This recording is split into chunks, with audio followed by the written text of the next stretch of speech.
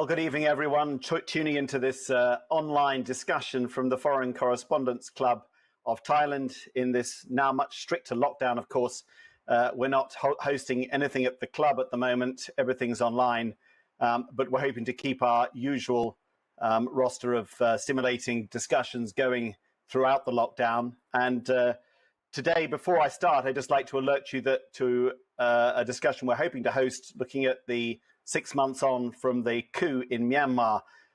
Events there go from bad to worse with an absolutely devastating COVID outbreak, compounding the problems that have come since the coup. So that's a very important discussion to tune into at 7 o'clock on the 2nd of August. But let's move on to tonight, because this is a very pertinent time to be looking at the challenges Thailand has faced in getting sufficient vaccines for its population.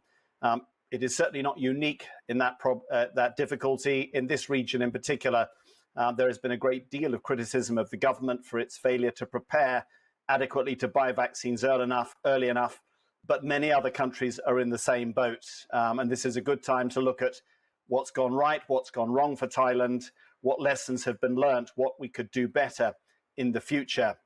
At the moment, Thailand's COVID numbers are alarming, in particular the positivity rate of testing. We're seeing very high positivity rates above 10%, which suggests that a lot of infections are not being picked up. And anecdotally, I think many of you who are based here tuning in will know of a great many more people who have caught COVID this time around compared to a few months ago.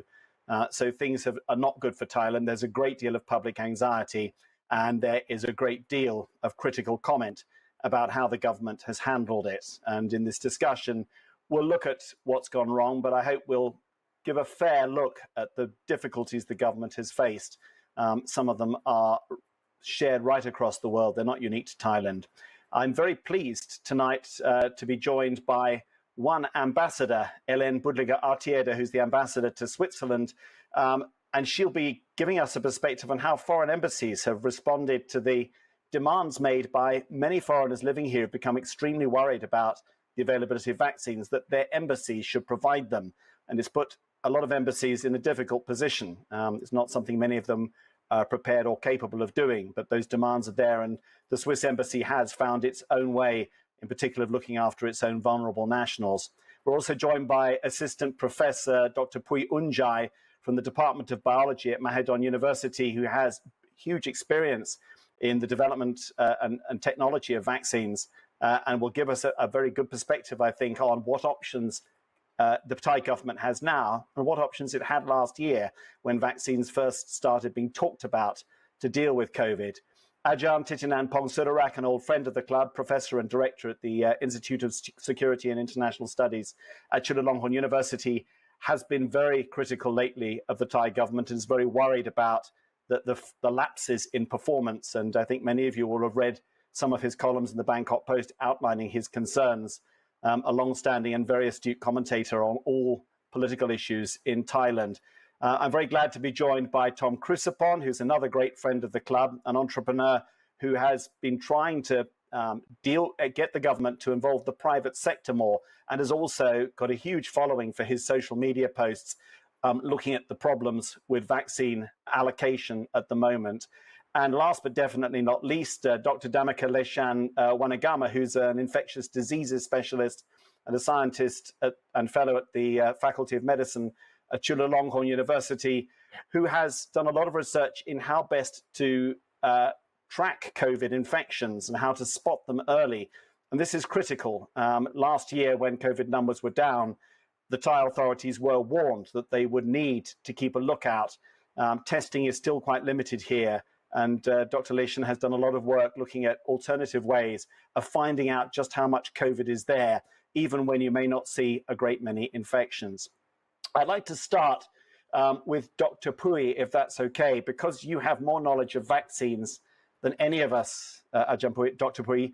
Perhaps you could give us your overview of what options the Thai government did face last year and how well they've dealt with the hand they were given. See, the thing is, last year we have a lot of option to actually try to get in touch with different vendors to sell the vaccine to Thailand. But then the main problem would be that last year we don't have much of the incident in terms of infections, and many of the time the government don't actually see that this is actually urgent issues. So that's one of the major problems. And on top of that, well, we actually supposed to know that the company that actually produce vaccine is actually going to be completely contact right now, and they are not going to be able to provide enough vaccine for everybody. So last year it would be a very difficult situation for many countries to obtain the vaccine. But if we actually know before that this is going to happen, then of course things would be a lot easier for us to get the vaccine. I think we act a bit too slow, but last year the option is plenty. So we have many kind of vaccine that has been developed recently. For example, one that actually coming from the Operation Warp Speed from the United States, and you can actually see that in many countries, like in the United States, they see this as a very emergency situation, and they actually have to act really fast and try to actually even fund the vaccine company to actually make sure that they produce the vaccine and be able to provide enough to everyone in their country. But in Thailand, I think we take the issue too lightly, and we don't actually have that kind of feeling of urgency, because last year we don't have much of a problem. Do you think the Thais, because I've heard from the Ministry of Health that there were obstacles, legal obstacles to joining COVAX, to buying vaccines that had not yet been developed, a lot of procedural issues. I mean, I've heard from the Ministry of Health that, look, it just wasn't straightforward for us. We have procedures here that made it difficult for us to commit to these vaccines as early as countries like Britain and the United States. Is that a valid explanation? It is indeed. So if you think of it, in Thailand, we have a very strict regulation in terms of, procurement. So let's put it this way: if the policy maker said we have to buy it, but then the law wouldn't allow the officer to actually place the order to procure the vaccine, right? Because the law prohibit them to be able to do that. No one would actually want to sign the document, because it's their risk to go into jail, right? So unless the government said, well, this is emergency, we need to actually enact another kinds of amendment so that they can press emergency order, because this is actually very, very important thing that we need to act now. Otherwise, no one would actually do that. That's the major problem too, because it's a loophole in the procurement plan in the government, and it's for preventing cheating. But in this case, it's actually slowing us down, and it's actually killing us at the moment. But we are actually living under emergency law. Not many countries have done that. You would think a government that has imposed a state of emergency would have the powers to get around all these bureaucratic hurdles, wouldn't you? I would think so, but this is actually something that I would surprise. But I mean, given the fact that last year you take a look back, we don't have much of the problem in terms of the numbers and so on and so forth of the people getting infected. And that is probably one of the reasons why the government actually, don't pay too much attention to getting vaccine. On top of that, they were actually thinking that perhaps we are going to actually have plenty of vaccine at the moment in the country, because we actually established a connection with a big giant vaccine company, right? Like AstraZeneca, and we will have probably enough supply of vaccine for Thailand. And on top of that, when the COVAX facility actually opened opportunity for us to join, we have to pay for the COVAX facility because we're not low income country, and that's one of the things that they have to think about. And if you actually think of the COVAX facility, at that time there are limited numbers of vaccine that would be available through COVAX facility, and we have to also pay for that. And if the procurement law say that if you actually want to buy it, then you need to have the best deal. And if you actually take a look back in November of last year, there are not very many vaccines available in COVAX. One major one is the AstraZeneca, which Thai government at the time think we actually have a company in Thailand that will be able to manufacture enough vaccine for the whole country by now, when the COVAX facility is actually taking action for providing vaccine to Thai government. And that's one of the reasons why I do believe that the government actually very hesitant in going and joining COVAX facility. And I think I have heard very good news now that they actually concerned and considering to join COVAX right now. So I think that is a good news.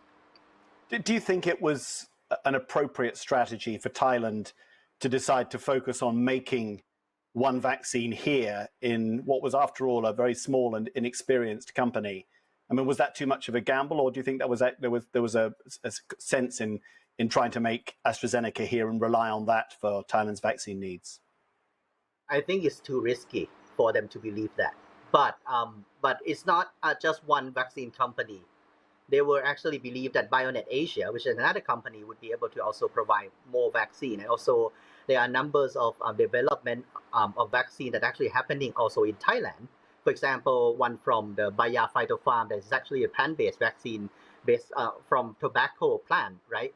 And for that, they might be able to get something quickly, but unfortunately, it's actually more difficult than they thought it would originally. So that's why Bayer is actually entering phase 1. If my memory is right, it's going to be beginning in September. And then also we have another group in the Faculty of Medicine from Dr. Kiat Raklung Tham, who actually also tried to develop an mRNA vaccine with Professor Drew Weidmans from the UPenn. And they do believe that that was also probably going to be able to give us something very quickly. On top of that, we also have another vaccine development group from the GPO, the Government Pharmaceutical Organization of Thailand, that actually also joined force with the Faculty of Tropical Medicine to work with the dead inactivated vaccine called the NDV Hexapro. So that's actually the virus from chicken that get modified to actually produce the spike protein of COVID, and then actually raised in the chicken egg. And then they actually kill the virus, inactivate the virus before they use it as a vaccine. And this has been already done with the phase 1 trial. So we don't, I haven't seen the real data coming out yet, but I have, some sneak peek, and I think the result look quite interesting. So in fact, it's not just one, but multiple. Yeah. Yeah. I was going to say that, these are experimental vaccines. If it's been this difficult to get the AstraZeneca vaccine, which is now well established, made in enough quantities here in Thailand, we can't really be relying on these brand new, as yet unproven vaccines, probably for another year or two before they're going to be very helpful. They were actually thinking that perhaps if AstraZeneca already actually be able to transfer the know-how to Siam Bioscience, that actually already produce some biologics and feed the market with some biologics, they might be able to produce enough vaccine, but the technology is not entirely similar. So there are a lot of challenges that they need to actually face and then solve, troubleshoot along the way, and that's actually seem to be quite unexpected for them to face right now, and that's one of the reasons why AstraZeneca is actually in short supply for Thailand. On top of that, if you actually take a look at the news, well, we didn't think that we will have enough problem like this right now, because we thought at first we don't have much of the infection problem in Thailand, and that's why they didn't actually focus on getting vaccine that much in Thailand, and that's one of the reasons too. Thank you very much, Dr. Pui. If we've got Ajahn Titinan back, I'd like to ask if he's heard his views, given that he's been really quite, you've got quite a lot of things to say, Titinan, about the government's performance. Obviously, that's the perspective of somebody who knows a lot about vaccines. I mean, outline your own views, if you could, about the government's performance. We get new information every day telling us things that have gone wrong in the past, things that have been corrected. It's almost as though your perspective has to change every day. So I'd be interested in your view on what the government's doing now and what's clearly gone wrong in the last few months. Well, to be fair, first, I think that we have to acknowledge that this is a difficult pandemic situation. I mean, all countries are suffering in different degrees. The pandemic times are difficult for everyone. I think that I would say there's been a complacency curse, Jonathan, a common complacency curse. The table has been turned. There's been a reversal of fortune. You see the countries that did well last year on virus containment, like Thailand, Vietnam, Taiwan, even South Korea, Japan. These countries now are suffering from vaccine delays. And the countries that suffered the most at first, the European countries, Italy, Spain, the UK, United States, these countries, I think they were faced with an urgency to do something about the infections early on, the death toll. So people were outraged in those countries. And that's why I think they got on the vaccine bandwagon early on. So to this extent, I think that, to be fair, I mean, all governments, Thai government, Vietnamese government have been behind because they had early success with virus controls, virus containment. So, in fact, for Thailand, I think that if you look at you talk about performance, the fact that now the government is conceding that it will try to join COVAX, the fact that the government has signed agreements to purchase Pfizer BioNTech 20 million doses. This is an admission that something did not go right. The earlier point about the government didn't have the right bureaucratic structure, the procedures, the interagency conflicts, and all of that. I think that's up to a point we can understand. But at the same time, this is a government that has been accustomed to absolute power, to emergency decree, to Article 44, the government that can do anything it wants when it wants to. So I think that it has been an indictment, this whole saga, this whole fiasco of the vaccine procurement, the vaccine supply, has been an indictment on government performance, the incompetence, the ineptitude, and now by their own admission, we're seeing that the Pfizer procurement and also the COVAX scheme they're trying to enter. So, I mean, overall, I think we have to be fair. On the one hand, it's a common occurrence. Yes, early success, but early success countries are now facing with a lot of vaccine problems. In some of your writing, I see you've used pretty strong language. You've even suggested there may be criminal negligence on the part of some in government to have got Thailand to this part. Well, we don't know. I mean, it's, look, I think at minimum, we see that there have been policy miscalculations, policy mistakes, policy shortcomings. At a minimum, we can see that. And for those shortcomings and mistakes, and these have been fatal. I mean, this is a deadly miscalculation. Back in September, as we know now from the AstraZeneca letter that's been leaked around, it's the talk of the country. Back in September, Thailand had a chance in September 2020 to order as many AstraZeneca vaccine doses that it wanted, because AstraZeneca was seeing that Thailand is a local manufacturer, it's a regional production house now for vaccines, for AstraZeneca vaccines. So even the AstraZeneca people turn around to the Thai government and ask them if they only wanted 3 million a month. And the answer was yes, because that's how they wanted. So the number was 26 million. And then subsequently, after the second wave, I think with the public outcry, the government tried to raise it by another 30-odd million. So another 35 million. So I think the number is 61 million now that they bandy about. But AstraZeneca had already committed after the Thai government under-ordered, under-booked back in September, late last year. They then had to commit to other countries in the region. So that's why we have a short supply. So, on the one hand, we can see that there have been policy mistakes, but at the same time, Jonathan, we know also that Sinovac, more and more Sinovacs entering the Thai market.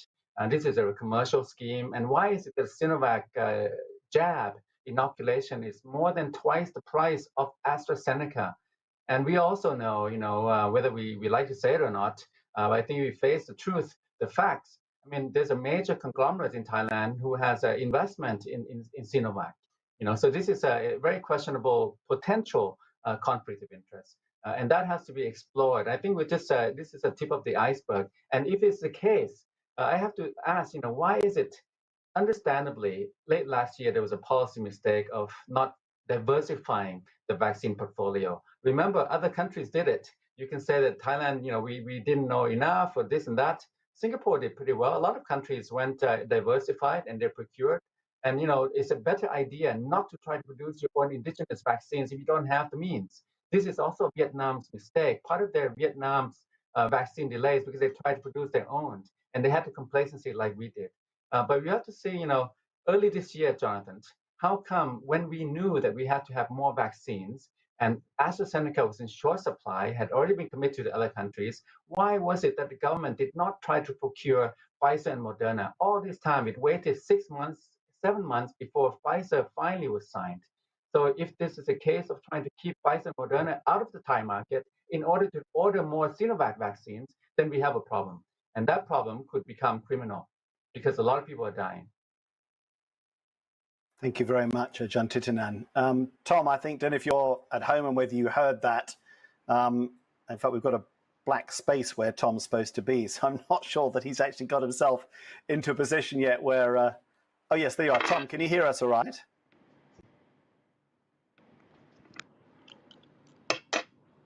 Hi, Tom, can you hear us? Right, we're not quite there yet with Tom Crucipon, but hopefully we'll get him in a minute. I'm going to move on for a moment. I actually wanted him to kind of bounce back off what you said, Ajahn Titinan, but until he's got his technology sorted out. Ambassador Helene, I'm going to shift a little bit because a lot of our viewers, of course, are foreigners living in Thailand or even possibly living in other countries. One of the problems that's emerged from this is that as the vaccine strategy has run into trouble in Thailand, there was a period where it looked as though foreigners were going to be left to the end of the queue. That is very, very publicly being corrected, and the Foreign Ministry is doing a lot now, I know, to get vaccines, make sure there's equitable access. But you, as ambassadors here, and your colleagues from the same boat, faced a great deal of pressure from your own citizens who were saying, if we can't get vaccinated by the government here, and all our fellow citizens are being vaccinated early back home, then the embassy should help us. How did you deal with that pressure on you? Yes, thank you very much, Jonathan. And let me say that I struggled quite a bit debating with myself if I should join a session called What Went Wrong. As an ambassador, you probably realize that I'm here as a guest and I'm here to cooperate with the Thai government. So I won't comment anything that the Thai government has done or not done. But I decided to come because I think it's important to get the perspective of an embassy as well here. And I also wanted to come to show to your audience that ambassadors do care and ambassadors are involved in this crisis. So I'm one of these embassies that I will, for the time being, not getting any vaccines from Switzerland. And there is a good reason for it. First of all, the Swiss vaccination drive is going well. We have over 40% of Swiss people who have been completely vaccinated, but we have not reached herd immunity in Switzerland. So that's one reason why my government wants to focus on the population in Switzerland. And then secondly, Switzerland has decided to donate vaccines to COVAX rather than going into bilateral deals and so on. We've just recently, as a country, donated 4 million doses of AstraZeneca to COVAX. And that's for the time being the route that we would like to go. So, of course, great to hear that more and more countries are joining COVAX. Let me also give you a little bit of a backdrop of numbers, just so that everybody understands why at one point I decided to really become an active player. I have roughly 10,000 Swiss registered here in Thailand. That's the biggest community in Asia, and it's worldwide the oldest community.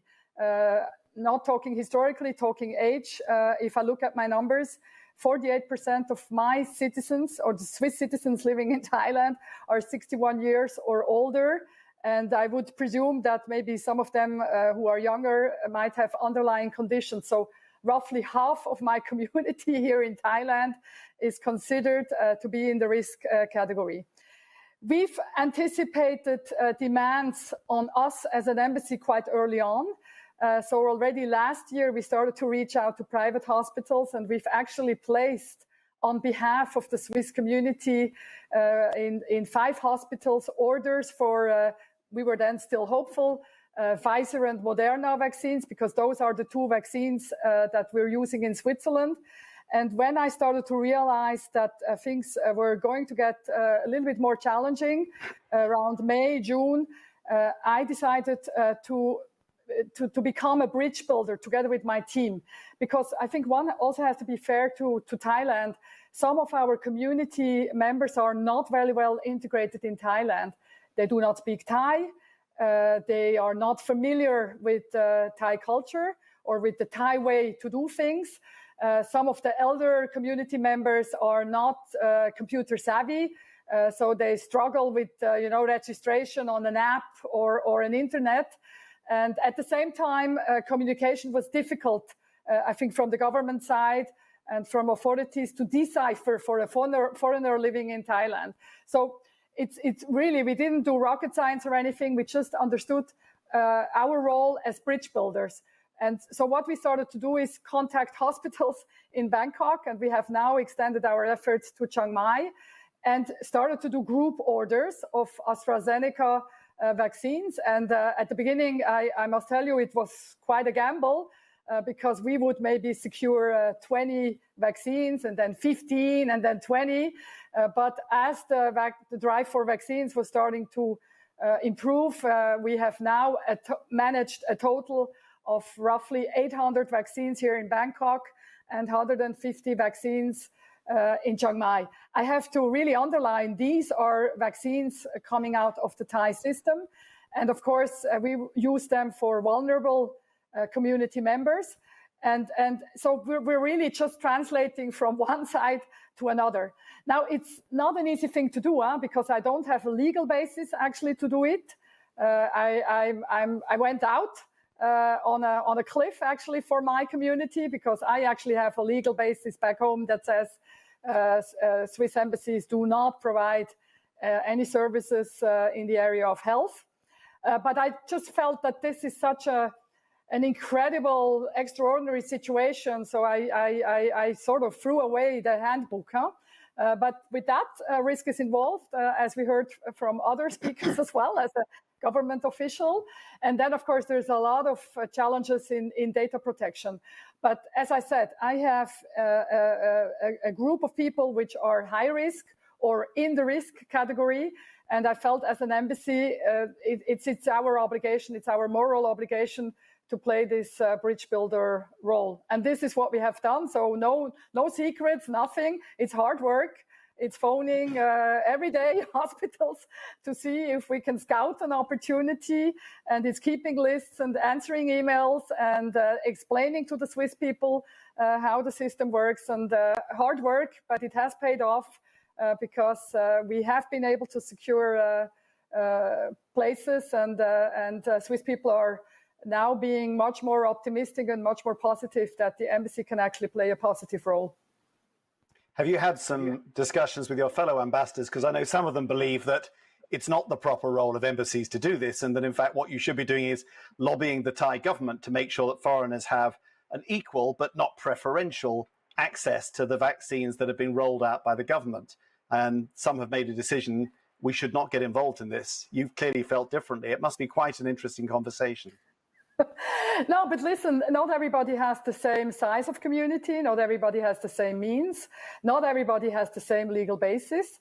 So I mean, don't get me wrong. I'm still doing the lobbying. I'm still participating in all the talks with fellow ambassadors. I just felt I have limited resource. I have a small embassy, and that I think around May, I had to take a strategic decision. Do I use my resources to fence off all these accusations and emails and threats and stuff that's coming to my embassy, or do I use my little resource and try to be a problem solver? But yes, I know that other embassies can't do it because it's strictly not possible, or their HQ intervened and said, no, you can't do that because this exposes us to liability. We have a different judiciary system than some of my ambassador colleagues do back home. I feel much safer, on much safer grounds. I must say also that I've got the backing of my HQ to do what I'm doing. Although, as I said, I sort of threw out the handbook, but so I'm lucky to have an HQ that's super pragmatic and super supportive of what I'm doing. So yes, sure, every ambassador in the end has to outweigh what he or she can do. But don't get me wrong, Switzerland still is very much standing in solidarity with those ambassadors that can't do it. And the fact of the matter that I came today is also to really tell you it's the #1 topic among ambassadors. So no, we're not at cocktail parties. This is a common thing that, of course, people say about us. No, we're not at cocktail parties. All of us are declaring this as our #1 priority, and we engage a lot. So far, we've done it very discreetly because this is the way to do it. But Switzerland stands in absolute solidarity with all ambassadors here in Bangkok. Ambassador, thank you very much for that. And obviously, if you're an elderly Swiss in Thailand, you've definitely drawn a lucky card. I think many elderly or vulnerable people from other countries might feel a little envious, although hopefully, looking at what the Thai government is doing now, certainly in Bangkok, there are vaccines now available to foreigners who are over 60. So we're beginning to get the prioritization reaching them. Tom Chrysopon, if you've actually managed to connect yourself, you're back home, I see. Though you still seem to have the same curtains as you had in your car where you are now. But Tom, can you hear us all right? I can hear you, Jonathan. Hello to everyone on the panel. That's great. Listen, you've also got yourself a bit of a following with these quite acerbic comments about the performance of the government. But every day changes. We're seeing the government trying to respond. You almost have a different perspective each day on how the Thai government is doing. We're here on Thursday, the 22nd of July. What's your feeling today when you look back over the past 6 months about the performance of the government in handling the need for vaccines? They're still disorganized, regardless of what people may think. And that comes with 3 very simple reasons, and the other speakers have mentioned a few of them. First off is complacency, obviously. The second one is really hubris. We do have a prime minister who is even beyond Donald Trump in regarding to he's the only one who can help fix the problem. And I think you've seen that, right? He's formed these committees where he goes out and tells everybody, I'm the god of COVID, and I'm going to take care of these problems for you.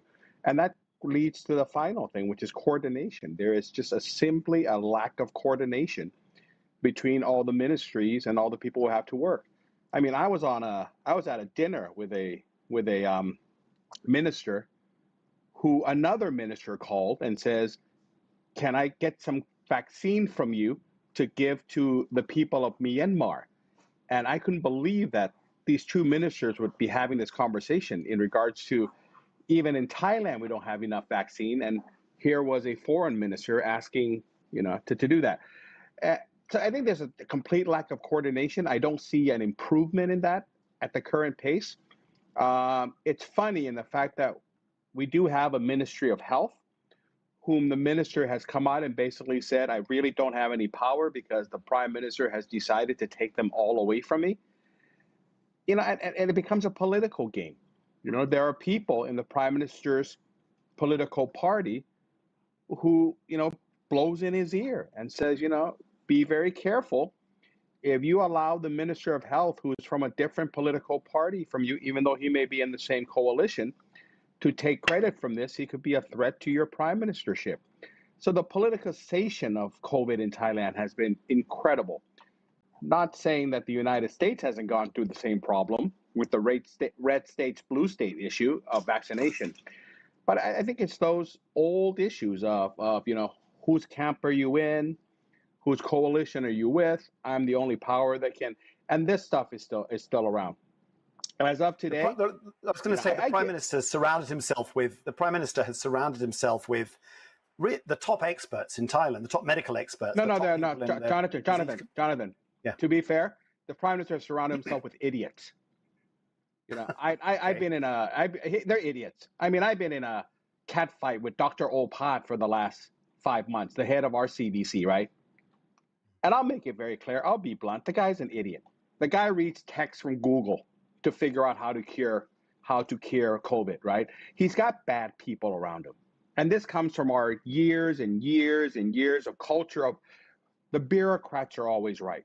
If you're going to blame anybody for what has happened to Thailand, I would solely put the blame on the bureaucracy here. The bureaucracy here has killed people. And you have people like Dr. Opat, Dr. Nakhon.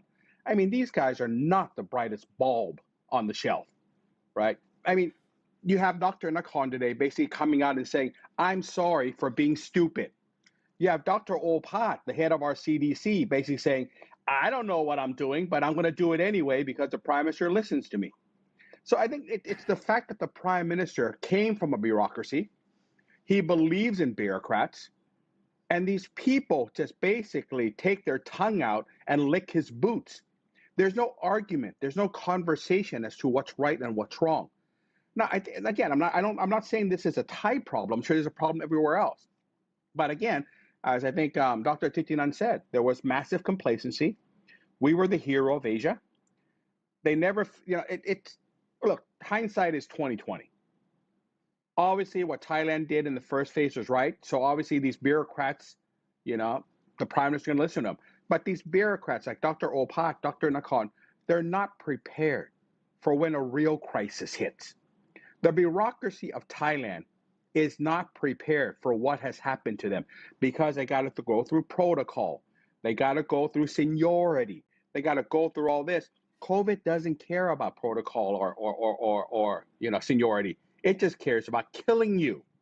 And that's what they don't understand. So until the Prime Minister decides to remove half of the idiots that are around him, I think the problem is going to continue to happen. And that's my blunt assessment. I don't blame the Prime Minister. I don't blame the Minister. I blame them for putting bad people around them. Well, of course, poor Dr. Opat and Dr. Nakhon are not here to be able to respond to your comments about them. So leave them as opinion. I say this in front of their face, believe me. Either way, you've tried. One of the things I know you've been trying to do is to get the government to see that the private sector has to get more involved in getting hold of vaccines, that it's far too slow to use the bureaucratic approach. There are too many obstacles. How much success have you had in getting the government to see that it does now need to use all ways of trying to get vaccines, that is the number one priority? The reality is, I don't think the government supports having private sector bringing in the vaccine because it causes them two problems. One, they're going to lose face, right? I mean, there's this policy that has basically said that private sectors can bring in vaccine, but yet you still have to have a middleman in the GPO or the Red Cross. Never really understood that logic, right? So I don't think there's a real push for the government for the private sector to bring in the vaccine. So I think we said it. I think there are people who have been trying to order it. I had a nice dinner with the owner of one of Thailand's largest conglomerates. He has over 360,000 employees. He said he would order vaccines tomorrow to give to his employees if he was allowed to. So I think the whole private sector conversation is a silly conversation because I don't think the government's heart is really in that place. And so I think it's a long time. People are being asked to put deposits on getting Moderna. People are asking to put deposits on getting all this, all that. Where are they? Where are they? I mean, if there's really a policy to allow the private sector to ship in vaccines, it would be here. It would be here, right? I mean, you look at Julaporn Institute. They had to go way beyond and says, forget it. I'm taking the power back and I'm going to bring in Sinopharm. And I think what the government has done with Pfizer is they went out and says, I better bring in 20 million doses of Pfizer before the private sector can bring it in, or else I'm going to look like total idiots. So maybe that's a good thing. The fact that the private sector was willing to do it pushed the government out of their complacency, and they did bring in 20 million doses of Pfizer. So maybe in that way, the private sector push has helped. I mean, you sense real fear and anger in the Thai public, such as I can't remember seeing before now, the broader public, much more than any other issue. Is this a serious problem for the government, and has it woken up to the fact that this could create very serious political issues for them? I don't think it's fear as much as hopelessness, Jonathan. Right? There's a sense of hopelessness in regards to, well, there are people like Kun Tom, there are now these superstar celebrities, people like that coming out and voicing their opinion. But I think most people are saying, you can talk all you want as long as Janarupayut doesn't want to listen. What can we do? There's this hopelessness. In Thailand, you used to have a sense of hope on a bad government by the fact that the army would do a coup, right?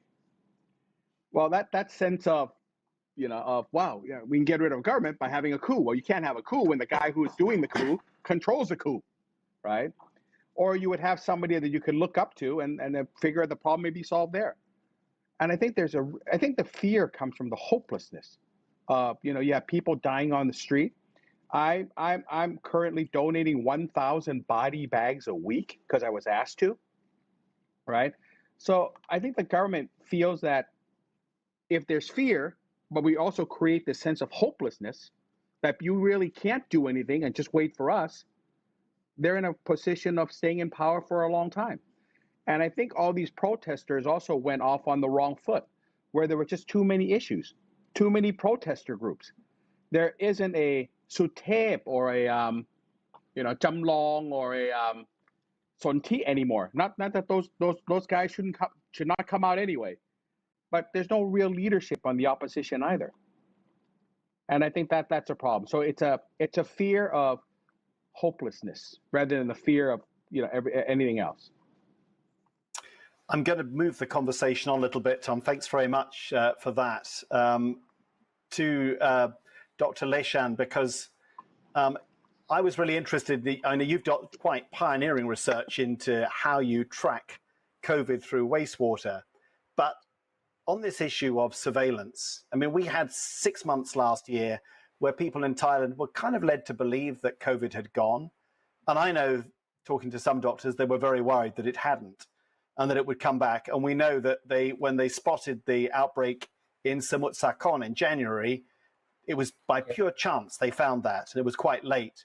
Tell me a little bit about your work on trying to spot COVID very early on and why that's important, and what kind of options are available for governments when they want to have surveillance once you've actually got COVID numbers down to a sufficient level to keep surveillance going. It's really good point, actually, Jonathan. So what exactly happened, if I have a slide to show in that, actually. So basically, in the last year, we had a period of time that people were fully aware of that there was no infections at all, and people can go normal life, they can stay outside, and they can be in the normal situation as they used to be, at least some close of normal situation they used to be in before the pre-COVID.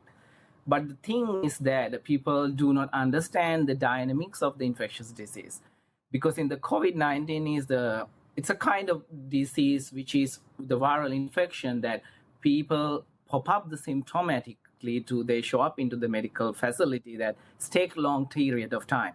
And also we have a large population which is carrying asymptomatic virus, and they are the one we call silent spreaders. So if I show in this slide as clearly that if you expose her in the day one, and then in the current situation, like to develop the symptoms, it will maybe take like 5 days, or it's up to maybe 7 days, or up to 14 days. So you had to develop the symptoms, the healthcare facility to pick it up. You had to develop certain symptoms, then you go and show up in the healthcare emergency facilities that you will be able to understand that, okay, so you have a certain symptoms, then you get your nasal swab PCR test is done, or the antigen tests done. So it's take 14 days. During that time, you are basically silent spreader till you develop the symptoms. So that's when you spreading the virus more frequently to the others, because you are regularly engaging in your normal life activities.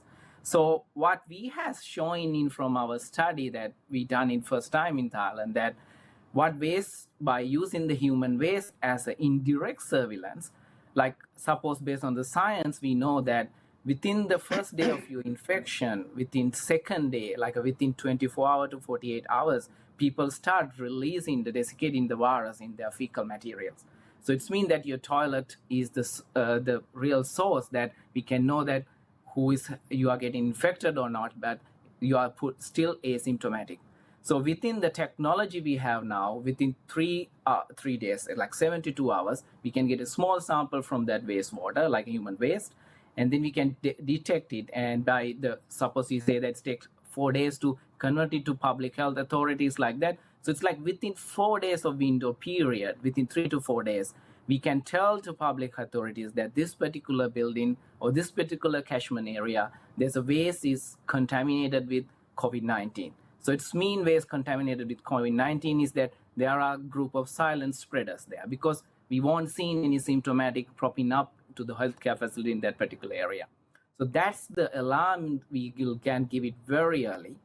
And when we will see those people start developing those symptoms will be the very delay, that 14 days. So it means that within 3 to 4 days, we can stop this spreading, and we can go and do the selective testing for this particular area. Like as I showed in the next slide, if you say that if a particular catchment area, we can isolate that particular group, and we can quickly do the selective PCR testing that will not stretch out the medical personnel, because currently the limitation of PCR testing testing of the people is that you need a large sophisticated facility, you need a manpower, and this technology also need lots of like adjustments while you're doing the technique. It's a complex process.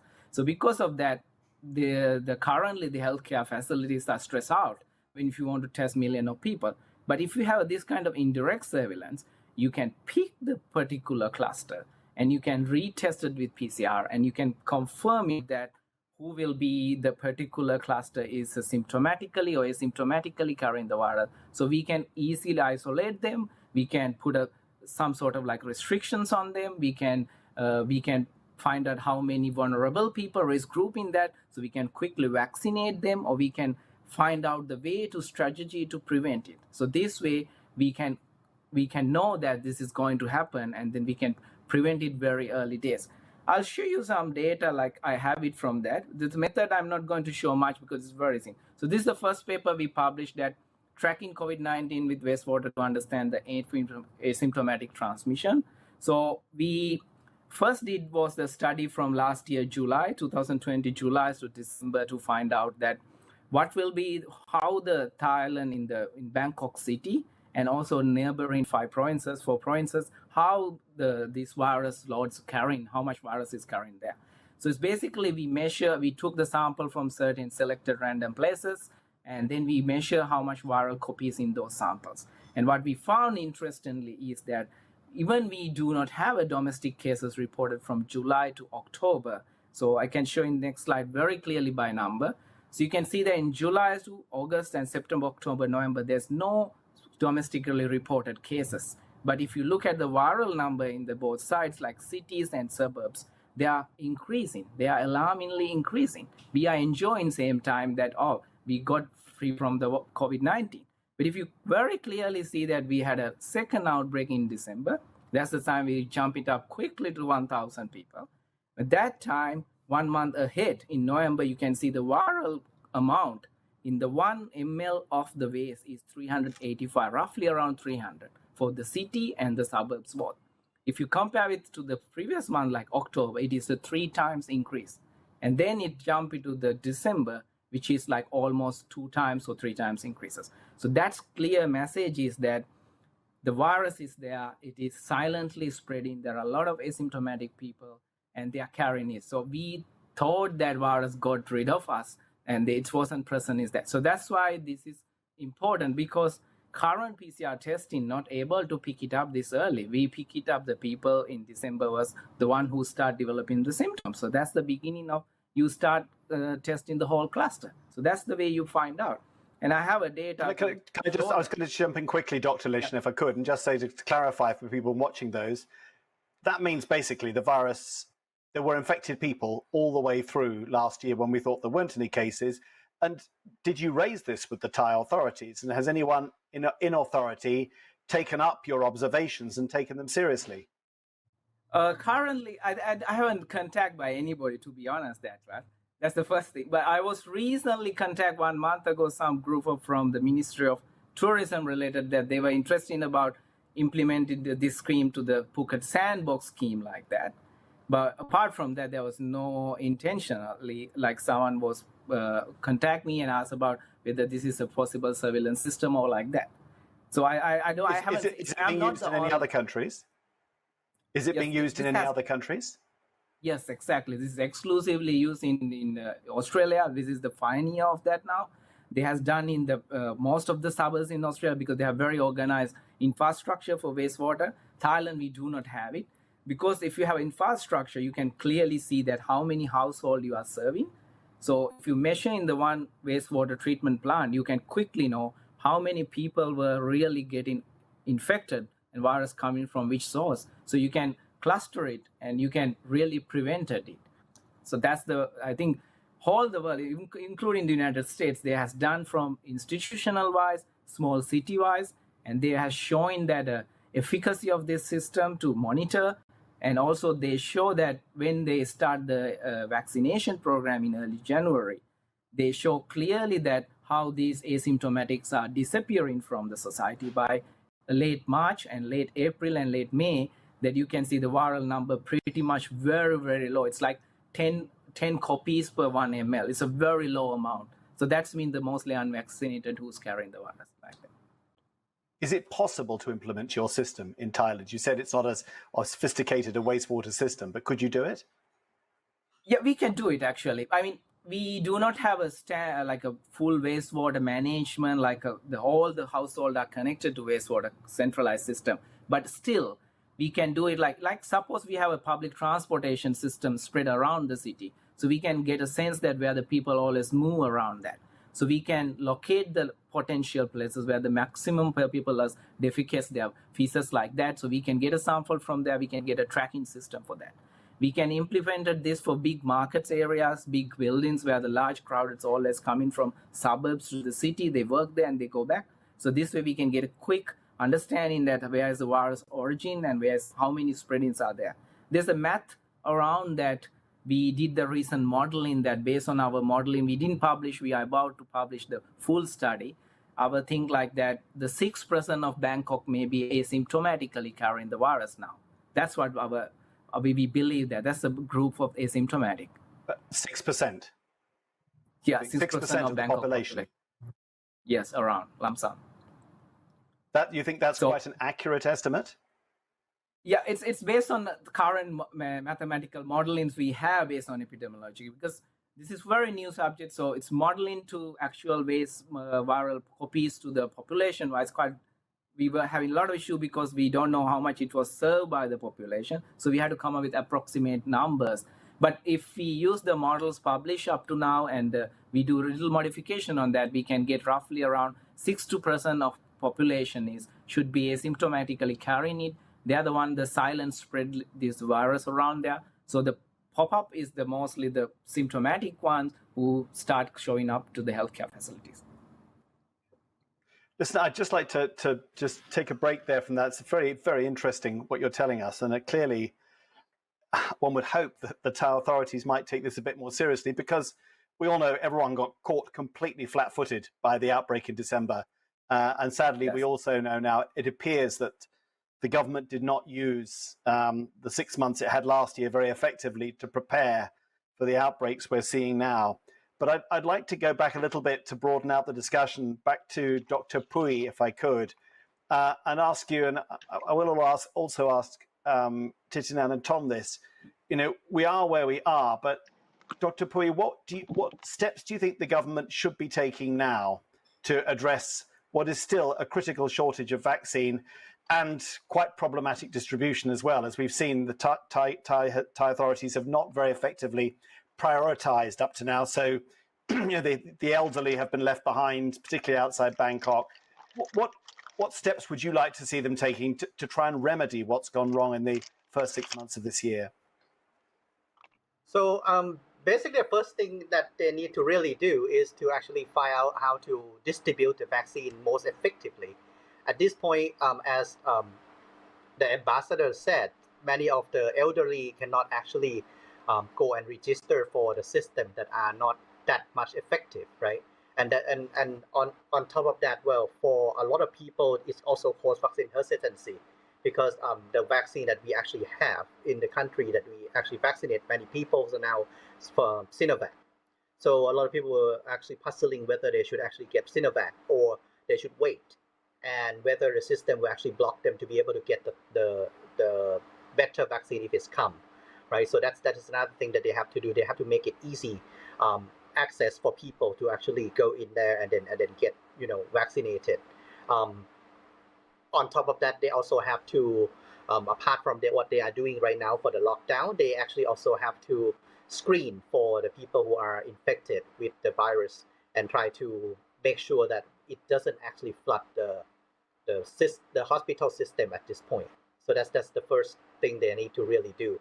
Well, I have also heard that they actually plan to order a lot of vaccine in Q4 that it will actually come, and they also come for the next year as well. So we should have quite numbers of vaccine. But if you actually take a look in the distribution and logistic of vaccine at this point, it's still very poorly distributed, and it's not that many people get vaccine. We only have around like 15 people who get vaccinated for the first shot, and very small number who actually get fully vaccinated.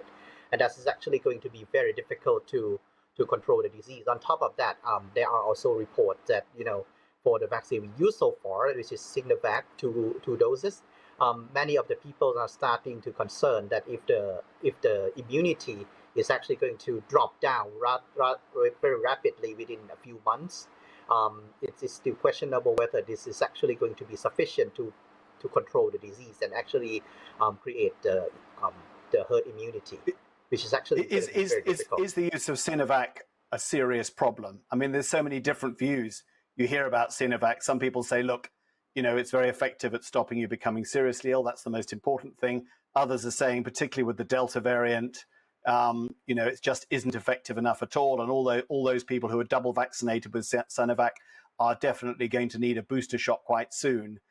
There's a lot of criticism of the Thai government for continuing to buy Sinovac, and of course, Ajahn Titinan raised the issue of, what is the reason? Why are we still buying it? What's your own view of Sinovac? I know when they first bought it in early January, or first tried to get it, the Ministry of Health told me that was all they could get at that time. So basically, what they said all the time, right? And I was actually very interested when actually Kun Tom and Ajahn has been talking about. So one of the issues that we have is that a lot of people say this is the market for the seller, not the market for the buyer, because we have limited supply of the vaccine.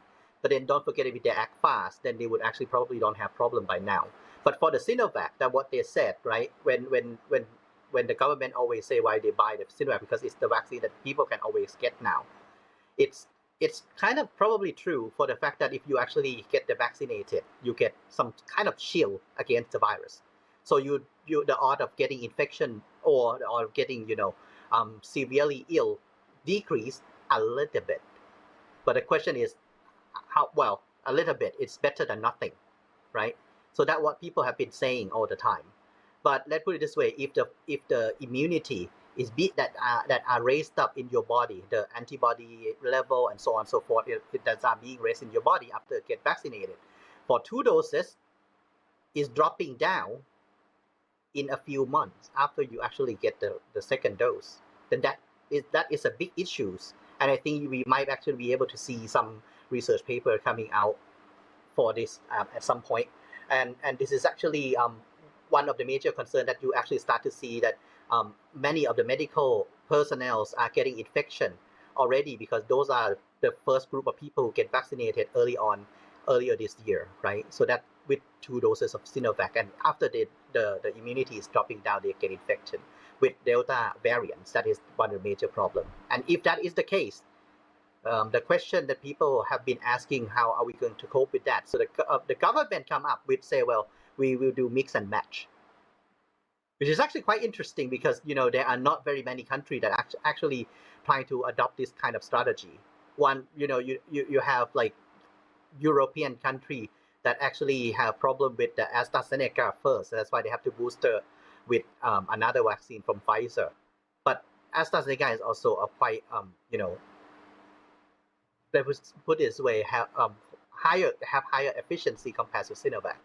So if you actually compare, if you actually ask me whether you should vaccinate or not, I would say yes, you should absolutely vaccinate. A lot of people have been asking me that, whether they should actually get vaccinated with inactivated virus. Like if that is the only thing you can get, go ahead and vaccinate with an inactivated virus, but wait until you get better vaccine and then you actually get vaccination again.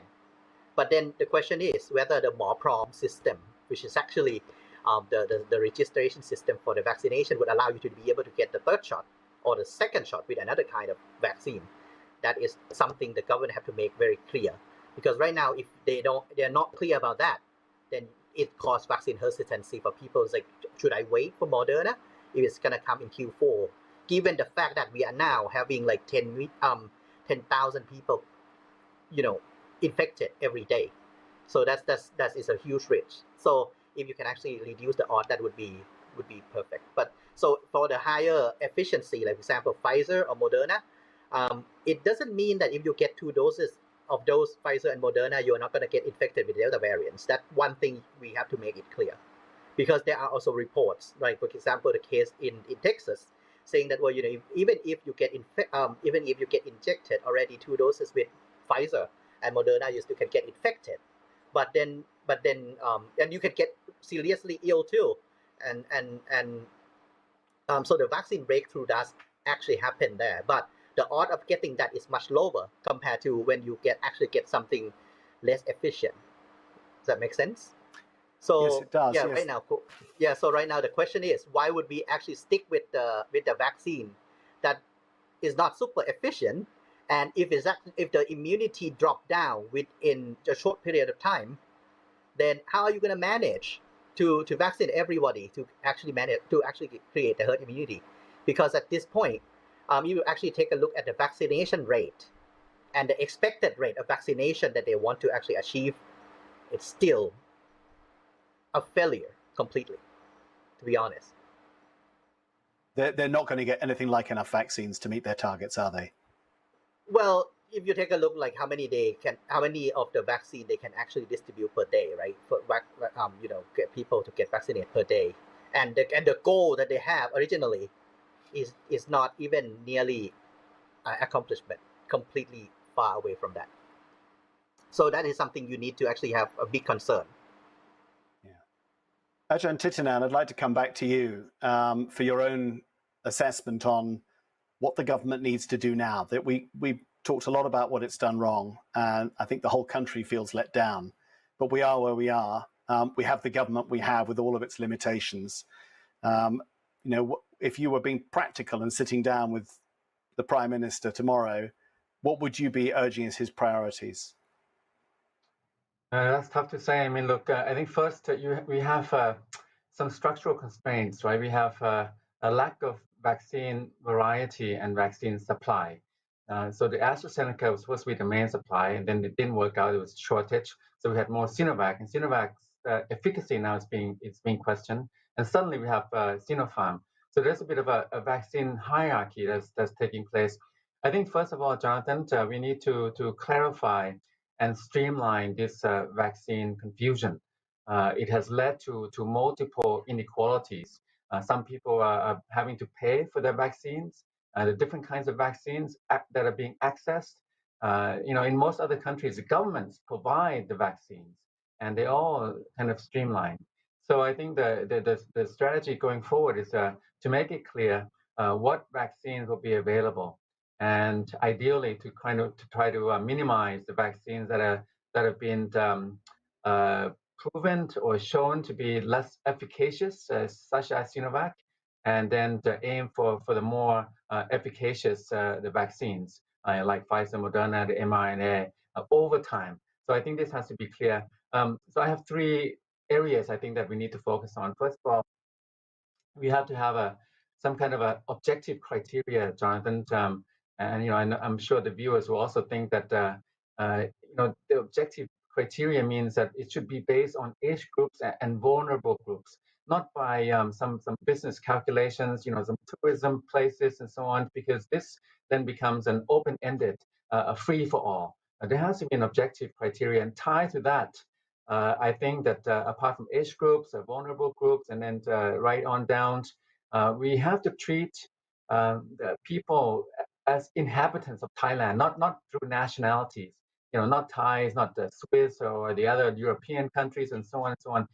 Inhabitants of Thailand, people who live in Thailand, regardless of their nationalities, if they're resident here, they're legally residing in Thailand, they should be treated as inhabitants, as human beings who are on Thai soil, and be given access to the vaccine portfolio accordingly. So that's the first area. I think objective criteria, I think that we need to have.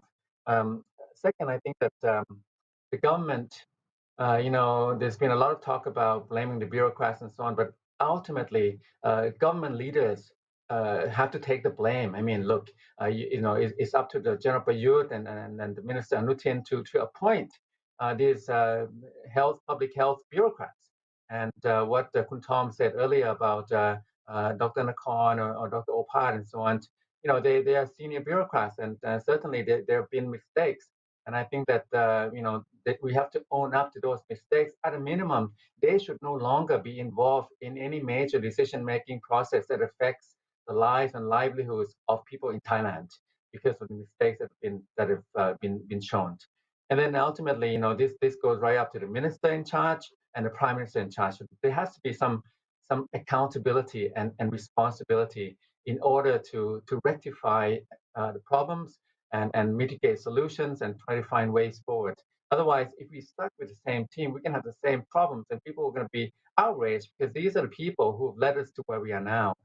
And I think in a broader, longer term, thirdly, we have to treat this the vaccine drive, vaccine campaign strategy as a not just a Thailand approach and Thailand imperative to vaccinate, to reach herd immunity for Thailand and people living in Thailand. But beyond that, there has to be a regional approach eventually. So one thing that has become clearer to me is that Siam Bioscience, at first we were afraid they have not been involved in the manufacturing vaccines and so on. But based on what AstraZeneca has been saying, based on the output that we've been seeing, it looks like Siam Bioscience has been meeting targets. They have been competent. They can do the vaccines. So I think one way is to kind of help as much as possible to scale up production, and then to treat this as a beyond just Thailand. I mean, Myanmar is a time bomb, and then also Laos, Cambodia is actually doing well on vaccination drive, but eventually we need to treat mainland Southeast Asia and beyond, and I mean, ideally, the whole global access the world through COVAX. I think that without a regional approach, we will not have herd immunity around the region, and herd immunity in Thailand is not going to be effective if we have explosive cases in Myanmar, people dying in Myanmar, because we rely on Myanmar for workers in Thailand. We rely on Laotians, Cambodians, and we have cooperation with Vietnam. So mainland Southeast Asia, I think, is a regional approach that we need to take in a medium, longer term. How? Well, SBS, Siam Bioscience can scale up. I mean, they've been doing a lot of vaccines, and it looks like they are up to scratch, and AstraZeneca accepts them. So just Thailand, certainly in the immediate term, we need more vaccines in Thailand. But we have to also look beyond Thailand, down the road. I think we're talking next year, even 2023, in order to get out of this vaccine crisis. So, overall, we need to treat the inhabitants of Thailand, of people living in Thailand, by an objective criteria, age groups, vulnerable groups, regardless of nationalities and so on. And we need to see some accountability, responsibility from the government, and to get a new decision makers involved, people who are more effective. And the top leader has to know if he has a bad team around him, it's his fault. He has to get a better team then. And then finally, to take a more regional approach, because Thailand is not in this on its own. Eventually, it will need the nearby neighbors to also reach herd immunity, and beyond the mainland Southeast Asia, the entire ASEAN. This is an ASEAN success stopper.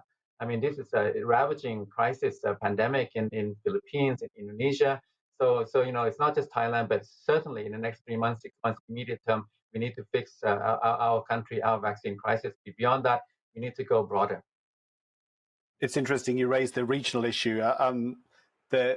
One of the things that's been talked about by the government is possibly putting a stop to exports of Siam Bioscience's vaccines that are contracted to go to neighbours like the Philippines, Malaysia, Indonesia and Taiwan. I mean, what would be, in your view, the knock-on effects for Thailand if they make a decision to do that? Well, that would be very difficult because I think that there have been contractual obligations. I mean, Thailand had its, has a chance to do the first order, right?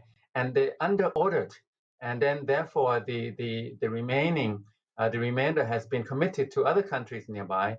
And I think AstraZeneca is under contractual obligations, and so is Thai government. I think Thai government has been telling Thai people a one-sided story sometimes. It's been a one-sided story sometimes. I think these contractual obligations mean that AstraZeneca also has to make deliveries to other countries in the region. However, one way forward could be to scale up, if possible, if SBS can scale up production, manufacturing, and increase the overall numbers, and then maybe we can have more access to more supply. Okay, well, one assumes they're probably thinking about that and possibly would have done it if they could. The suggestion from Siam Bioscience anyway, or from AstraZeneca, seems to be that they think they're going to sort of max out at something like around 15 million a month, possibly 20 million. Tom, if I could come back to you. One question here from Dean Bekanan. He's raised the issue about the private sector involvement and said that if you bring the private sector in, and we're already seeing the private hospitals, offering people the chance to put down deposits for Moderna. If you get the private sector involved, it will be, as Ajahn Titinan was saying, it becomes a free-for-all, and you lose that fair prioritization where deserving groups get it first. You end up with every top business lobbying, bringing in vaccines for their people, and everyone loses sight of the fact that this is meant to be a vaccination program for the whole country. Isn't that a risk with your advocacy of much more private sector involvement? Like I said, regardless of how I may be advocating this, and again, I'm beyond the what ifs, who benefits, who what. Thailand is an interesting country. We're probably the only country in the world where the people who pay taxes for the government is still even willing to come out of pocket to get shots for a price. What is it, $50? It's about lives, right? We need to figure out the best way to do it. Since we have incompetency in the government to do it, the private sector is ready to step in. Worse than that, or even better than that, the public is willing to step in out of pocket to do it. So look, the issue now is to save lives. When you have bodies lying in the streets of Bangkok, over 11, 13,000 people being infected every day by this Delta variant. And by the way, my concern about COVID is we're going to go through the alphabet. We're going to have alpha, beta, delta, gamma. This stuff is just going to keep, going and going and going. And the incompetency of the government, of Thailand right now, I don't see that having the private sector come in and helping to save lives is a bad thing. It's not and this is, I think, why the government doesn't want it to happen, because it makes them look so horrible. As long as, and I appreciate Ajahn Titinan's comment, I agree with them wholeheartedly. As long as you still have incompetent people who have literally killed people in positions of power and still advising the prime minister, and his ears are still listening to these people, the problem isn't going away. So he's got to get rid of incompetent people and bring in better people. Sadly to say, it's almost an impossibility that General Prayut would ever step down, because, like they said, old soldiers never die. They tend to fade away, but this guy won't die and he won't fade away. And he's got 250 slaves at his beck and call that he knows that no matter what he does, he's going to always be in power. So with all that in mind, if General Prayut would just change his mindset and say, look, I want to bring in competent people, which, Ajahn Titinan was absolutely correct. Any other country in the world, these advisors would be fired because they're killing people. And the other thing is, Jonathan, to be fair, the communication aspect of this government has been horrible. I mean, I've been a big advocacy of Sinovac. As you are aware, I was one of the first to get Sinovac. And I'm also probably the first Thai to get Sinovac plus Pfizer when I went to the US. I mix and match my vaccine. So as I try to tell people, as Dr. Boy said, I agree wholeheartedly, get what you can.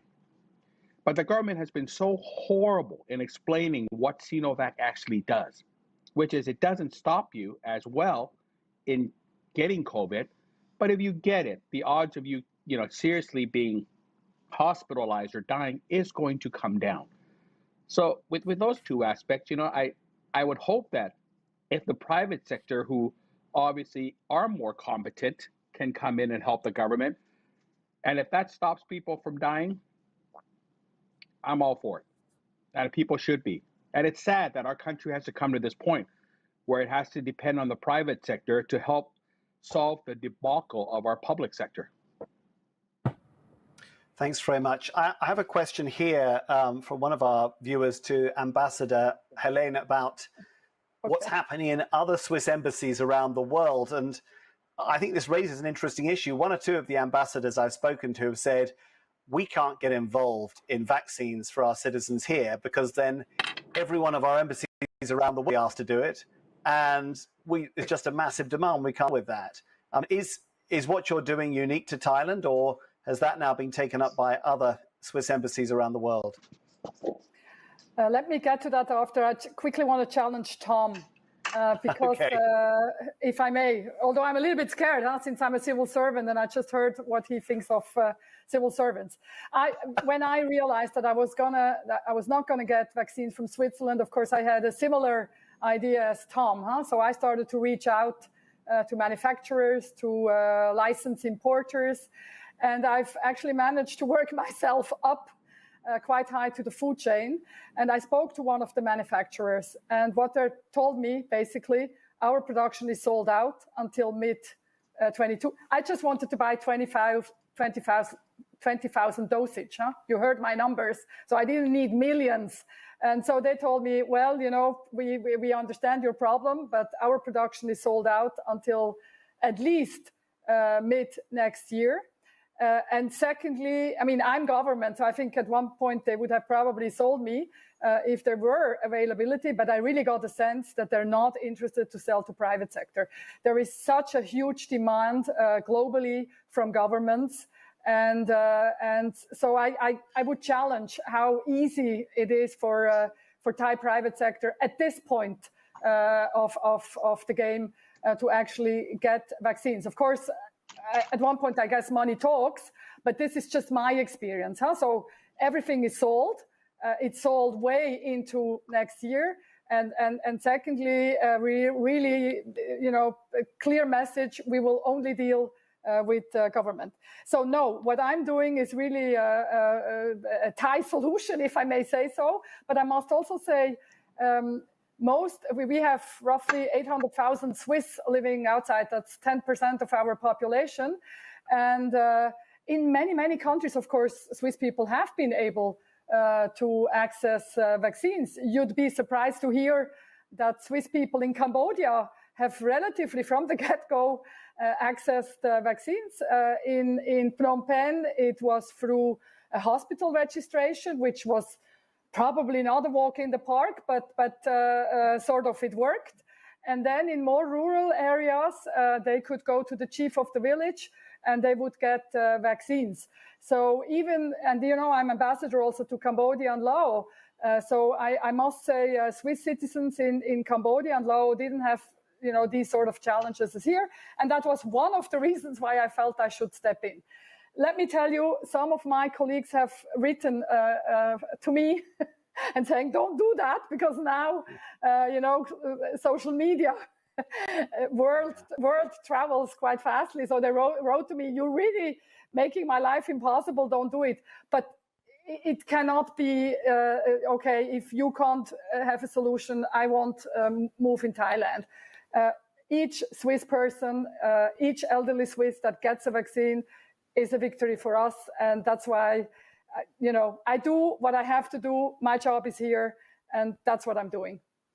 So now that we're waiting for vaccine, that's maybe my other, I think we're concentrating now vaccines, but the fact of the matter is there is not enough vaccines in this world. And in Switzerland, we've made very good experiences with home tests. So also at my embassy, when I realized that vaccines are in shortage, and it will take us some time to get staff vaccinated, I've started to use home tests. No 100% security, but I think we, instead of now just being in the tunnel and focusing on the discussion of vaccines, we have to broaden a little bit our views and look at testing, and then of course also on medical treatment, because in Switzerland, and let me tell you just the numbers, we're a small country, but we had 1,250 deaths per million. In Thailand, we're at, I think, between 50 and 60 deaths per million. So we can still turn this around. And that's pretty much the business I'm in. So I think vaccines, of course, vaccine is the ultimate name of the game. But we also have to look at testing. And we've been very much sharing our experiences with the Thai government. And then I think the name of the game is also to get people quickly out of ICUs, try to avoid that they have to go on ventilation systems, try to get them out of hospitals. So we have to look at science. We have to look at what is coming on out of the pipeline with medical treatment. So if I may, although as I said, I'm not in the business of giving advice, but my suggestion would be, there is a problem with vaccines, so let's broaden our perspective a little bit.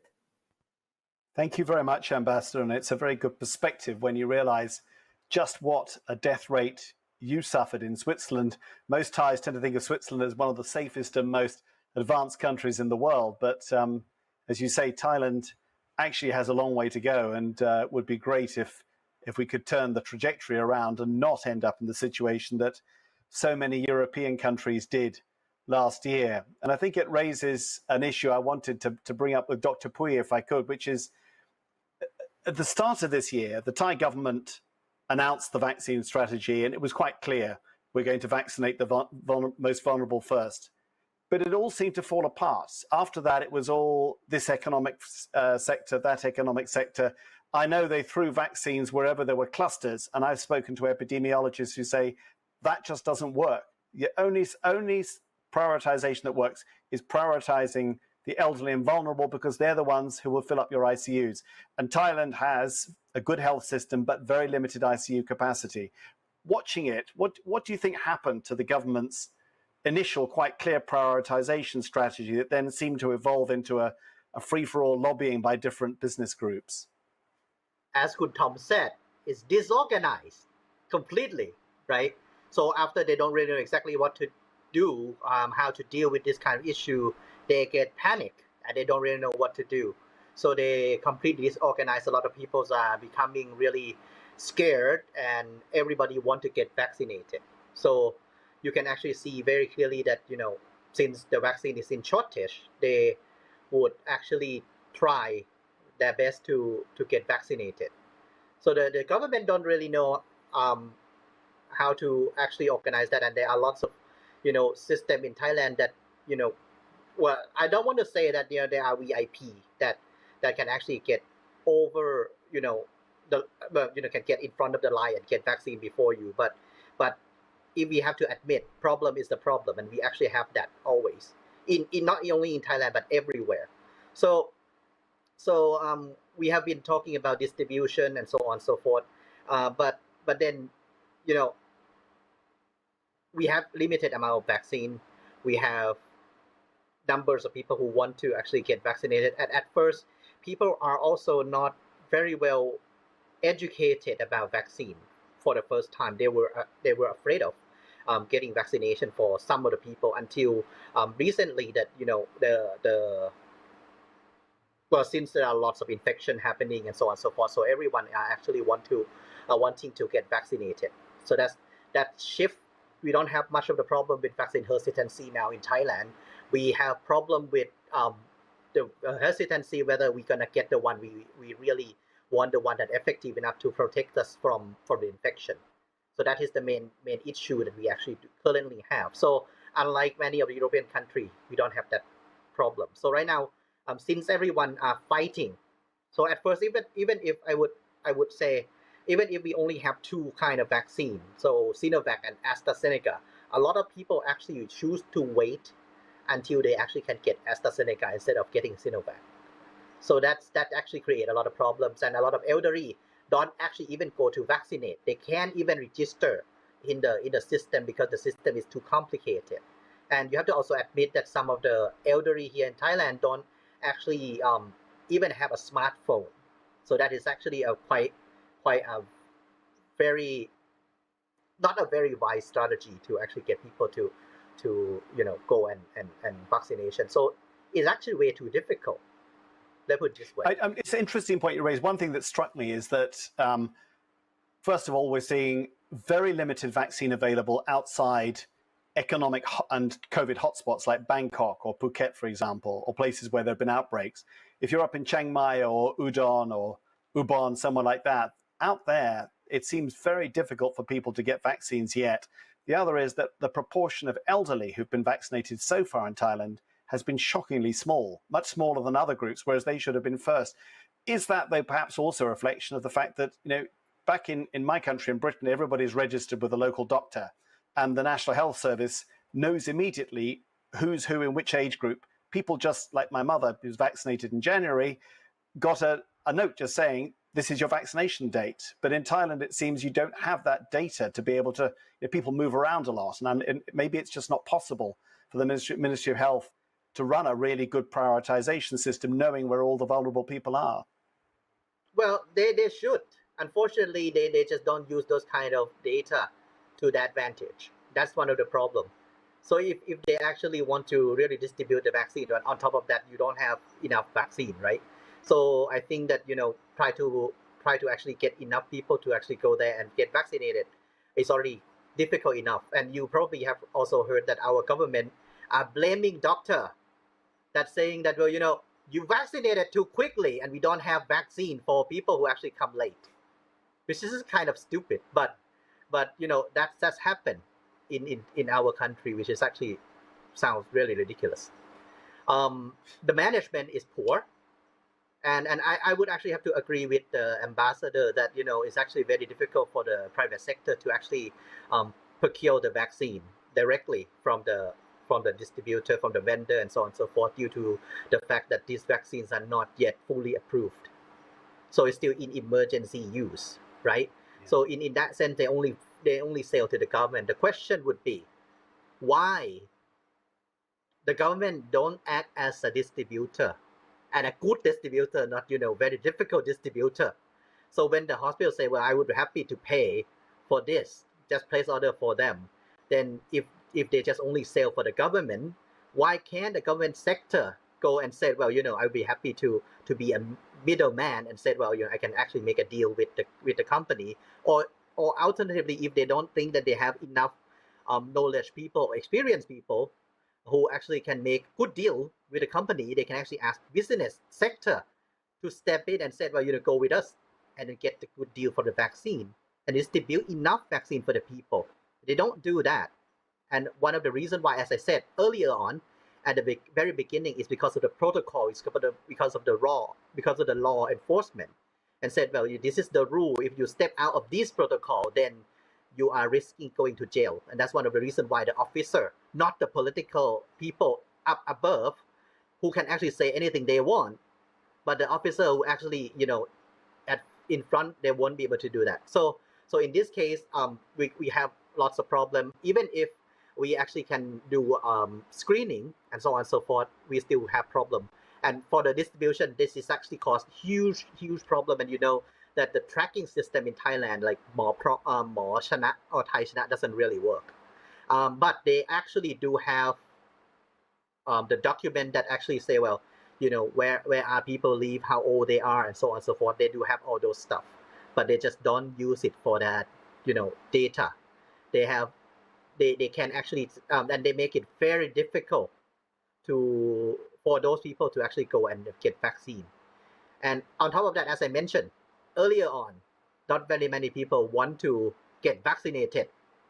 They heard they heard thrombosis, they heard myocarditis, they heard a lot of Guillain-Barré syndrome and so on and so forth. They was like, I don't want to get any of those diseases. I don't know whether I would die with vaccine or I would die with COVID, because at that time there are not enough cases with COVID to make them scared. But now we actually face the real crisis, and And right now, it's a good time for the government to distribute the vaccine if they can actually do it right now. So that's why I think it's a good time for them to make purchase. In fact, the real good time would be like 6 months ago. But at this point, if they make a move now, it would be better that they do nothing at all. Well, hopefully we'll see that scaling up. And but to it does be honest raise with you, do you believe it or not? Until the vaccine come to the Thai territory and get distributed to people, we still have to, have our eye on that. So I wouldn't say that, I don't believe the government, but until Pfizer actually arrived and said, well, it's ready to distribute, then that I believe. And then until the older people can actually go there directly to the tent or whatever, right, for the vaccination site and say, well, I can get vaccinated now easily. You don't have to actually have a very, difficult software, application, whatever, to make people register and try to track them. It's like, wait, this guy is vaccinated with this, and he has to cross with this. People have right to choose their own vaccine, indeed, despite the fact that, WHO might say, well, it's difficult. It should be medical doctor advising that. Well, the people can actually go and get advice from medical doctor and say, I want that vaccine, not that vaccine. Well, to be fair, you don't get that in many countries. In my country, you don't get a choice. You go to get vaccinated. There's no Sinovac there, but you get whatever they've on offer. People don't know what they're going to get until they arrive.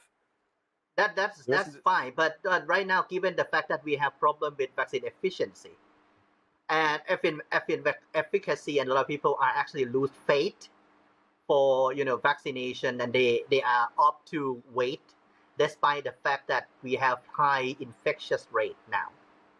This is actually something the government have to act really fast to make sure that people actually have confidence.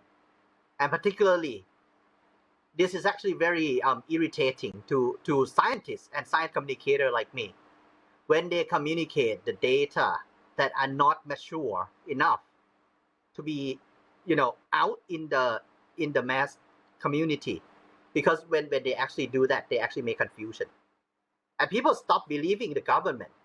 So it doesn't matter, as I think Kun Tom or Ajahn, another Ajahn, sorry, I forgot the name, said, Ajahn Titinan said that, well, whatever they actually coming from the government, the people stop believing. So it's like when Trump said, you should believe that, hydroxychloroquine can kill the COVID-19. A lot of people are actually laughing at that, even if there are some evidence-based studies say, well, it might actually be able to help with prevention a little bit. But people start to say, well, no, we don't believe it if it comes from the government. So we don't want that to happen, because it's going to create huge turmoil in the society. Even if they bring in the good vaccine, you still have problem with vaccine hesitancy if that is the case. Trust is a very valuable commodity. Quick question from one of our viewers, actually to Dr. Lishan, Maureen O'Brien, and she's referring to Hong Kong. Lishan, she says that in Hong Kong, they do monitor the wastewater exactly the way that you recommend, but that when they find that there's positive evidence of antibodies, that people are infected, they then have to test the entire area. And she doubts that kind of testing capacity is available in Thailand. So she's not sure that your approach would work here. Yeah, it's a good point. But thing is, I'll put it in the perspective like that. We do have that testing capacity. The problem is now we do have is that the testing capacity is spread out. So there's no specific allocation for specific testing facilities. So they has to test the nationwide, actually, because especially rural areas, they don't have this testing capacity. So they get sample from the outside provinces. So the Bangkok become like kind of center. The cases in the example we see in the Hong Kong as like what we can adapt at that, we can easily use that kind of model that we can cluster the particular area. We can use all the resources we have and test it within like 2 days. We can test it because we have that technology in Thailand. I won't say that it's not possible. We can implement it. We have a expertise for that. We have a best kits for extraction of this genetic material. So we can do it actually. practically it is possible. The selected clustering, that's what we were trying to implement it, because that will give a little bit relaxed window for the hospitals and the healthcare system, that they has to regularly tested people showing up there, and then they has to do multiple clusters rather than they focusing on the cluster earlier, like 1 month ahead or 3 weeks ahead. So they have a kind of timing, they can adjust it. So they have a time to prepare, and also they have a time to respond immediately. So I think we have that facility. I don't think we do not have that technology. Has any government agency, you mentioned the tourist authority, that's a bit tangential. Is there anyone in the Ministry of Health or anywhere else in government who is paying any attention to what you're recommending at this stage? No, not yet. Not yet. Well, I hope they're watching and they can learn a bit more about it now. I'm just going to I've got a question here from Imtiaz Mukbil about the tourism initiatives, the opening of the sandbox, which we've been watching is slightly surreal as the country goes into total, well, at least large parts of into complete lockdown. And we're seeing these, I think if I read the stories correctly, in Samui, they've had 10 flights with 2 foreigners on each of them, no one else at all. I mean, Tom, you're a businessman. Everyone wants the economy to open up. Tourism is important to Thailand. Does it make sense to have the Phuket sandbox and the Samui sandbox now at this stage? It's putting lipstick on a pig, basically. Look, I support the party that our current Minister of Tourism is from, and I think he's incompetent, right? Some of these policies that are coming out from the tourism ministry is just like putting lipstick on a pig. Tourism will never pick up until at least 65 to 70% of our people are vaccinated.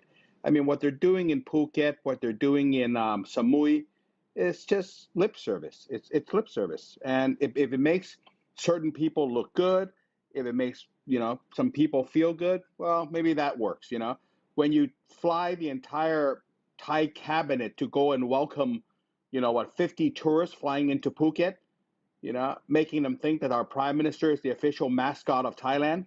Look, if that makes people feel better, so be it. But I think the focus should be on what everybody on this panel is saying.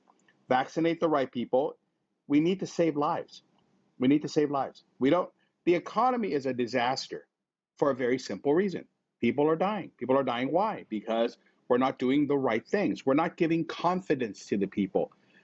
The communication has just been horrible. We're communicating with pictures of ministers having, lunch on a beach, while the social media communication is people dying on the street. And unless that's fixed, say goodbye to tourism. It won't matter. And I think tourism is a fallacy in the other aspect that even if Thailand were to recover, and I go back to what Dr. Titinan said, and that's absolutely right on the ball. This is a regional issue. This is an Asia issue. We need to help our neighbors. We need to make sure that other countries are feeling well also, because no one's coming to Thailand and then they want to go back to their country and get quarantined also. I mean, Japan is a disaster, which is really strange. But again, it's a regional issue. It's not something that Thailand can fix by itself. It needs to be fixed regionally. It needs to be fixed worldwide. But I think these initiatives by our very incompetent Ministry of Tourism is just silly. It's just putting lipstick on a pig, and I think they should be focusing their instead of spending millions of dollars flying their entire cabinet over to Phuket, they should have been spending that on finding syringes for people to be able to take shots. Because Dr. Pui is correct in one thing, and I will give you this, right? Even if you had vaccines in tomorrow, let's assume that Thailand gets 50 million doses of vaccine tomorrow. We couldn't implement it. We couldn't execute it. Why? Because currently the way the vaccine is executed is that each governor in each province makes the decision, not the Ministry of Health. Each governor has been tasked with setting up facilities to give people vaccination. Imagine that. Now, if we all had competent governors, I would feel better. But believe me, we don't have the brightest bulbs down there either. So why would we give 70 people the opportunity to set up vaccination programs for their own provinces? Things like this just makes no sense to me. So to answer your question, I think the Phuket sandbox makes certain people feel better. I'll tell you something. I'll tell you people who don't feel better is actually the people in Phuket. I talk to a lot of people in Phuket. They think it's the silliest thing ever. When you have 2 or 3 people flying to Samui, I'm sure Bangkok Airways must be ecstatic having to pump up their planes and fueling it up. So, Jonathan, that's my feelings on that. Interesting you mentioned about the governors. I noticed that a lot of the decisions that are made in terms of measures are left to governors too. There's not a nationwide travel ban. It's governors implement their own quarantine. It's almost as though the central government is reluctant to make the big decisions which need to happen. It's passing the buck, right? I have a factory in Samut Sakhon, and we had a cluster of 50 people. What's the first thing I'm supposed to do? I called the Ministry of Health, right? And basically the Ministry of Health told me, you're calling the wrong person. You need to call the governor of Samut Sakhon. I'm like, wait a minute. Why am I calling the governor of Samut Sakhon when I have a cluster? And all I wanted to do was set up my own in-house ASQ facility for my workers, because there was no way that 50 people of my company would be able to go to a hospital. So that was a very simple thing. I called the Ministry of Health to ask if I could set up my own ASQ. The Ministry of Health said, no, you're calling the wrong person. You need to call the governor of Samut Sakhon. Well, thank God that I actually knew who he was. And interestingly, the decision of a yes or no as to whether or not my own facility can set up its own internal ASQ did not come from the central government, did not come from the Ministry of Health, but it came from the governor of Samut Sakhon, which, going back to what Dr. Titina and Dr. Pui said, even if we did get the vaccine, the incompetency of the organization of getting those jabs to the people is what concerns me. Because, some good news, I've seen the numbers of the vaccines that are coming in, and by September, we should be able to get around 10 million vaccines a month through AstraZeneca, through Sinovac, through Sinopharm, through 2 million doses that are going to start coming from Pfizer, which, by the way, just to give everybody here the answer to Pfizer, because I talked to the ministers about this, it will not be given away. As of right now, the policy of the 20 million doses of Pfizer is not for the general public, but for teens from 12 years old up. They're going to focus on that market because that's the only disease, the only medicine they can take. So I hope that the government sticks to that and don't get the vaccines to the super VIPs or the high souls of Thailand and take away from their policy of vaccinating our children. So again, Jonathan, it's strange when you have a prime minister who says, I'm in charge, right? But yet again, the reality is our entire healthcare system in regards to vaccination, ASQ, people getting sick, is now being handled by 70 governors. And I'm not quite sure that out of all 70 or how many provinces we have, God, I hope at least half are competent to do the job, but it certainly doesn't look like it is.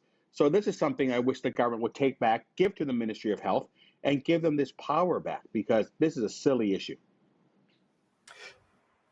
Ajahn Titinan, I'm going to get the final word from you, because you take a very broad view of both the politics and the things you've been observing in the medical response. You've given your advice. We've seen the government responding. I think the government has a sense that it's in a crisis. It senses the public anger. I'm seeing clearer decisions, better decisions, sort of coming together. Do you sense that too? That, there's a saying in Thailand that looks like a mess, but in the end, they tend to get things done. Is that going to happen this time? Yes, up to a point. I mean, Thailand has a reputation for muddling through and being able to save the day in the end. I do sense, Jonathan, that in the latest moves have given us some hopeful signs, at least moves in the right direction. I saw that Dr. Nakorn Premsi's admission, public apology, with a lot of excuses about not experience with pandemic and not knowing about the mutations and all of that, but he did concede that things went wrong, and that was a kind of the first after 6 months and longer than 6 months of the virus policy bungling, the vaccine deficiencies, and then the repeated denials and delays by government leaders. This was the first time that they issued a public apology with a lot of conditions and qualifications and excuses. But nevertheless, that was a move in the right direction. And as I said earlier, we don't want to blame anyone in particular. No senior bureaucrat should be blamed, should be singled out. But at the same time, people have to take responsibility and accountability in the highest places. At minimum, they should not be overseeing our vaccine strategy and policy anymore. We should just get some other more qualified health experts to do so.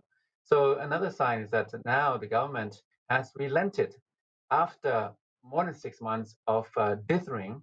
And I wonder if there has been a systematic attempt to keep out Pfizer, Moderna, mRNA vaccines in order to order more Sinovac or not.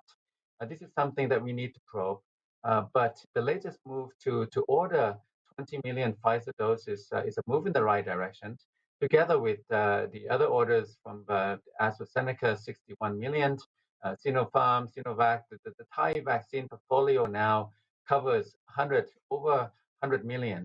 And we need about 100 million for herd immunity of 70% of the 70 million people in Thailand, all nationalities. And that means, it's a sign in the right direction, step in the right direction. But what Khun Tom said earlier is, I think, apt and spot on. The government now moving in a better right direction. It needs to follow through. So it needs to stick to what it's now saying. 20 million Pfizer doses for the right segments of the population, the younger population, and then the Sinovac, Sinopharm, and then the AstraZeneca, and then maybe more. So I think that the numbers that are there now for herd immunity, the vaccine portfolio is more diversified now. Over time, we need to maybe lean towards the vaccines that are seen as more efficacious, and then make sure we have an objective criteria that the government sticks to in terms of vaccinations, age groups, vulnerable groups, not by relationships, not by elitism.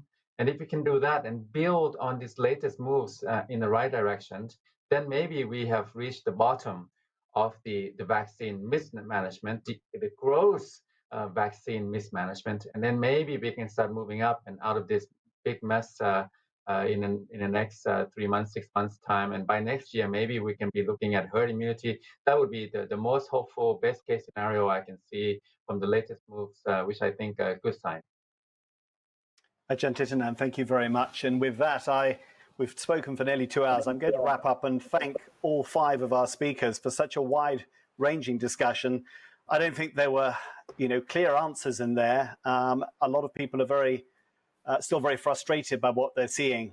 It's a very complicated issue dealing with both vaccines, with the COVID pandemic, all the restrictions as well. It'll be a discussion that we continue to have. But thank you for joining us. If I didn't get to all of your questions, I've been scrolling through them. I've tended to leave out the ones that were either answered earlier in what the panelists said, or ones where I felt really it was something that the government official would probably be able to answer. We probably couldn't do that. So apologies if your question didn't get answered, but I do hope you found a lot in this discussion to help illuminate your understanding of what's going on in Thailand.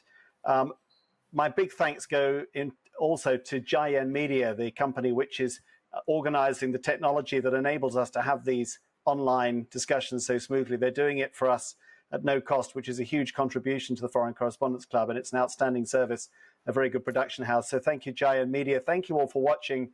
And don't forget, particularly if you're based in Thailand, do consider joining the Foreign Correspondents Club if you're not a member, or renewing if your membership has lapsed. We are shut at the moment. We are struggling, as many other businesses are throughout COVID, but we hope to come out intact at the other end and be able to have in-clubhouse discussions as we did before. And they are a great benefit of membership among many others.